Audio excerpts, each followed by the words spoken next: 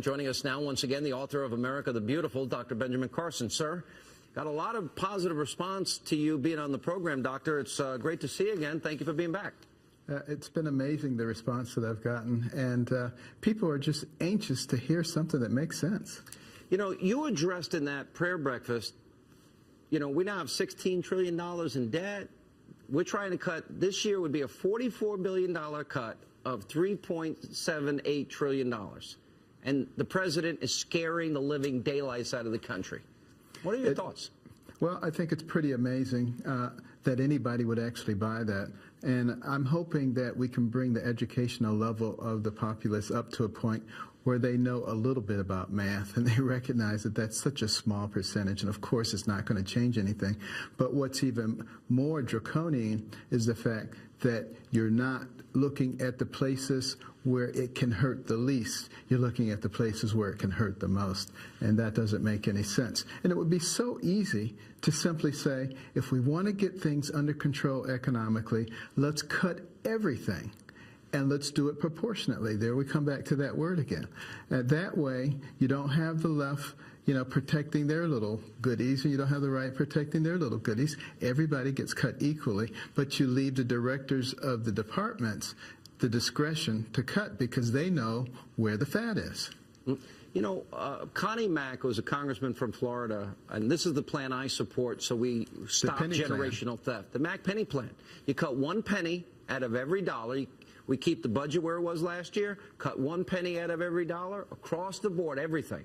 And you do that for 6 years, and we balance the budget. And that makes a lot of sense. And 6 years goes by very quickly. Yeah. But that because it makes so much sense, that's why it's not being paid attention to. That's sad.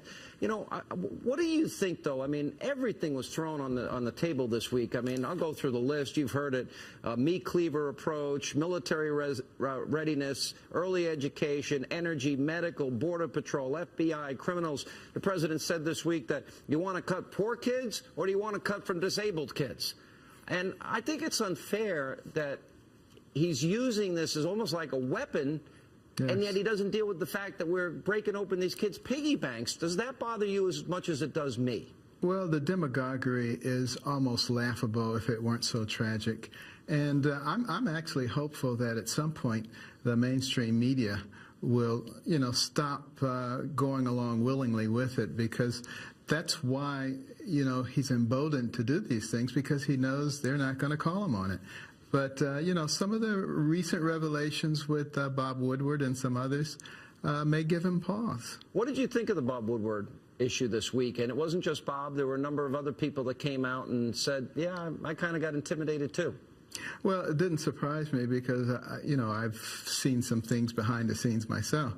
And I just hope we get more people looking at this critically. All right, I want to ask you a question about your speech, something that went on behind the scenes when we get back. Welcome back to Hannity. We continue with Dr. Ben Carson. So you gave this speech before the president was in the room, National Prayer Breakfast. It gets all of this publicity. And then we discovered the White House wanted a copy of your speech, and they kept kind of haranguing you a little bit to get a copy of that. What happened? Well, that happened the last time that I was going to speak also. And, you know, I just simply told them that, you know, I don't have a copy of the speech because, you know, I don't speak from a script. You know, I don't use a teleprompter. You know, I'm a spontaneous speaker. And, you know, before I went to that prayer breakfast, I wasn't 100% sure what I was going to say. Yeah, so extemporaneous, and you tell your story. Did you sense in any way that they were afraid because they knew maybe where you might be going and you didn't completely agree with the president? Did you sense that they were trying to tell you, hey, the president's here, don't say anything that might offend them? It was more than an implication. I actually was asked to not offend the president. And I don't think the president should have been offended if the things that I was saying didn't necessarily apply to him. You know, if the shoe fits, wear it, and then be offended. But if it doesn't fit, then you have nothing to be offended about.